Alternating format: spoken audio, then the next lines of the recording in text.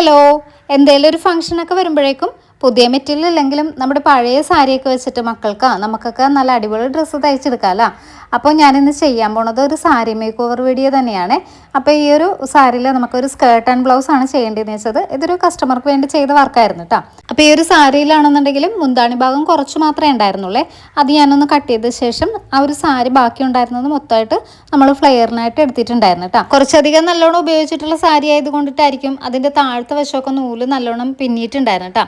പിന്നെ ആ ഒരു ഭാഗം പ്ലീറ്റ് ഇട്ടിട്ട് മേൽവശമാക്കി എടുക്കാമെന്ന് കരുതിയെങ്കിലും പ്രിൻ്റ് എല്ലാം തലകുത്തി നിൽക്കുന്നത് കാരണം അതങ്ങനെ വേണ്ടെന്ന് വെച്ചിട്ടാണ്. പിന്നെ നമുക്ക് താഴെ മടക്കിയാണെങ്കിലും അടിച്ചെടുക്കാമെന്ന് കരുതിയിട്ടാണ് ഞാൻ അങ്ങനെ ചെയ്തത്. പിന്നെ സ്ലീവ് ആണെന്നുണ്ടെങ്കിലും ഒരു പേരിന് മതി എന്ന് പറഞ്ഞ കാരണം നമ്മൾ ക്യാപ് സ്ലീവിലാണ് അത് കട്ട് ചെയ്തിരിക്കുന്നത് കേട്ടോ. സാരിയുടെ താഴത്തെ വശത്ത് വേറെ കസവോ ബോർഡറോ ഒന്നും വരാത്തത് കൊണ്ടിട്ട് നമുക്കത് മടക്കിയടിക്കാനും കുഴപ്പമില്ലായിരുന്നു കേട്ടോ.